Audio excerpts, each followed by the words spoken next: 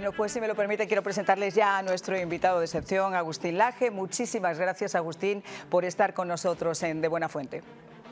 ¿Qué tal, Mariana? Es un honor tener este diálogo contigo. Muchas gracias por la invitación.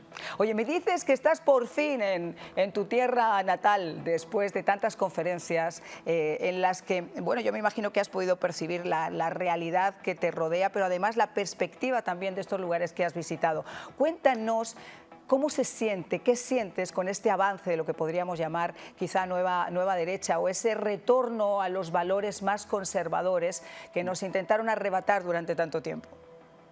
Bueno, a ver, América desde el año 2019 enfrenta lo que se denomina o lo que se podría denominar la segunda ola del socialismo del siglo XXI. Desde el 2019 hasta finales del 2023, los distintos países de la región que vivieron sus elecciones, en todos los casos, terminaba ganando la opción de izquierdas. Incluso en países que tradicionalmente no son de izquierdas ni han tenido gobiernos de izquierdas fuertes. Por ejemplo, el caso de Chile, que termina llegando Boric a la presidencia, el caso de Perú, que termina un maoísta llamado Pedro Castillo en la presidencia, o el caso colombiano que termina con la victoria del guerrillero Gustavo Petro. Son casos que entusiasmaron a las izquierdas regionales, pero en noviembre del año 2023 hubo un punto de inflexión en la Argentina con la enorme victoria de Javier Milei en segunda vuelta. Esto ha generado, a mi juicio, un punto de inflexión. Hoy el continente está mirando a Argentina como no lo miraba desde hacía mucho tiempo. No solo los americanos están mirando a Argentina, sino también los europeos. De hecho, Javier Milei acaba de estar en Italia compartiendo escenario con Giorgia Meloni y es habitualmente convocado a eventos en los más variados países del occidente y se ha convertido en apenas un año de gobierno en un líder mundial indiscutible según los rankings internacionales más importantes del mundo.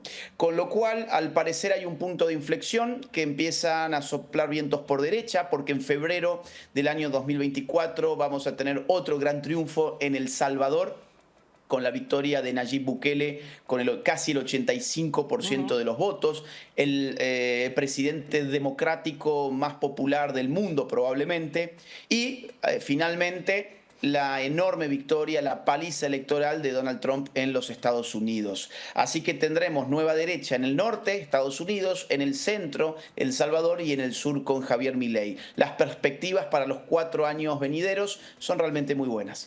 Fíjate que en el caso de Milei, por ejemplo, cuando Javier Milei asumió la presidencia había una hiperinflación del 1% diario y este hombre con su discurso total y absolutamente alejado de lo políticamente correcto y de la corrupción que había acompañado a los Kirchner durante tanto tiempo, supo realmente ganarse, siendo él, siendo la persona que es, un lugar muy especial no solamente en la sociedad argentina, sino también en esa sociedad internacional, que yo creo que lo que está haciendo, y dime si estás de acuerdo conmigo, yo creo que los movimientos existen, que los movimientos necesitan abanderados. Yo creo que cuando la gente se satura de todo esto que estamos viendo, cuando ven que están llevando a las sociedades a un declive donde realmente no hay margen para mucho más, los movimientos empiezan como a germinar por sí mismos y necesitan solamente el abanderado que los lleve. Por eso en Estados Unidos, estas elecciones últimas, en las que se hablaba de polaridad y nos vendían esa realidad virtual totalmente fuera de sí, ha demostrado que nunca una sociedad había estado más unida frente a lo que yo comentaba antes, ¿no? Esas imposiciones ideológicas y esa agenda woke que tanto daño ha hecho en nuestras sociedades. A ver, usando la terminología propia de la sociología política, diría que el punto aquí es el carisma. El carisma es algo que no se compra, es algo que no se fabrica, es algo que no se simula. Uno puede tener los mejores asesores políticos, el mejor equipo de marketing digital y tener las mejores clases de oratoria, pero si no tiene carisma, entonces, bueno, será un político del montón. No vendrá a ser un político que genere lo que Javier Milei genera en Argentina, lo que Nayib Bukele genera en El Salvador o lo que Donald Trump genera en los Estados Unidos. El carisma para los sociólogos políticos es un don. no es el producto de un esfuerzo deliberado para generarlo. Y ciertamente Javier Milei lo tiene. Hoy todo lo que sostiene al gobierno de Milei, y vaya si lo sostiene, se llama opinión pública. Opinión pública, porque Milei no tiene ni un solo gobernador, ni un solo intendente, ni un solo alcalde, no tiene prácticamente representación ni en diputados ni en senadores. En diputados hay apenas 15% que pertenecen al espacio político de Milei, y en el Senado apenas un 10%, sino un poquito menos también, de quienes representan a La Libertad Avanza en la Cámara Alta. Javier Milei no tiene de su lado a los jueces, no tiene de su lado a los sindicatos, no tiene de su lado a los medios de comunicación, no tiene de su lado ni siquiera al poder económico, que ha sido afectado con, por ejemplo, la reducción de la obra pública, que era el gran negociado de los empresarios con el Estado. Entonces, ¿qué sostiene a Milei? Lo que lo sostiene a Milei es la opinión pública, que confía en su liderazgo, que se siente compenetrada con su carisma y que comprende los efectos prácticos de su mensaje.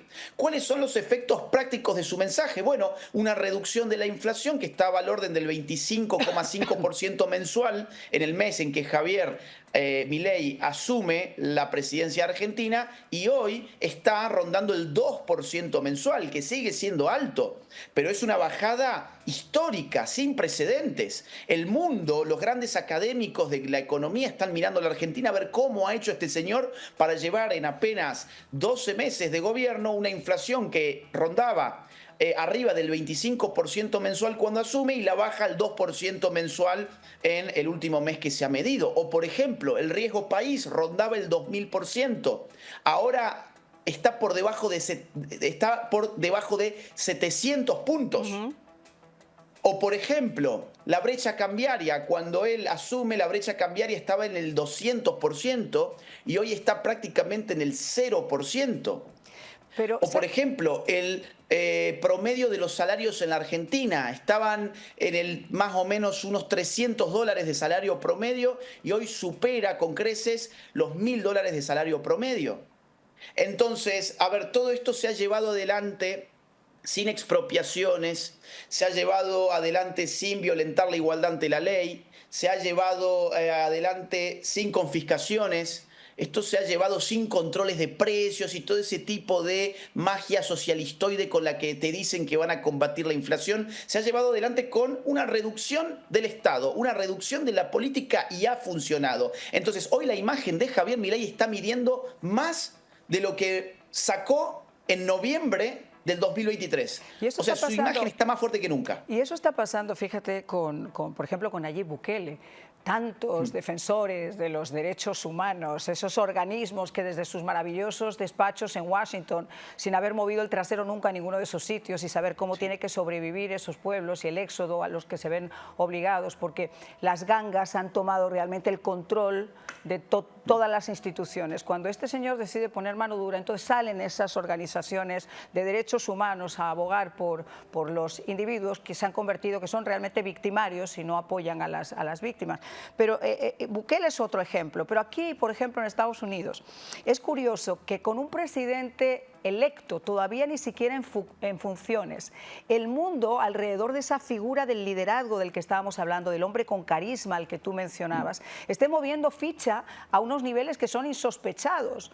Entonces ahora llega un líder real, como es el caso de Trump, y vamos a empezar a ver cómo toda esa multiplicación belicista de los últimos 4 años empieza a menguar, empieza a acomodarse el mundo como estaba acomodado cuando Donald Trump gobernaba. Y en el caso de Nayib Bukele, has mencionado el tema de los derechos humanos, me parece crucial ese tema. Entendamos de una buena vez que el 99% de los que se dicen defensores de los derechos humanos son comunistas, que como perdieron en el orden armamentístico, en el marco de la Guerra Fría, como perdieron después de haber asesinado a más de 100 millones de seres humanos y haber sometido a los pueblos a las más férreas y sanguinarias dictaduras, todavía tenemos 2 grandes dictaduras que son producto de eso en América, Como perdieron, ahora se reconvierten y simulan que le interesan los derechos humanos. Pero siempre y en todos los casos lo que le interesa es defender los derechos humanos de los delincuentes, de los terroristas, de los guerrilleros y de los narcotraficantes. Nunca se preocupan ni se ocupan por los derechos humanos del ciudadano común. Jamás. Vamos a hacer una pausa. Tienen el número en pantalla. Por favor, denos su opinión y si tiene alguna pregunta también que hacerle a Agustín. Una pausita y regresamos.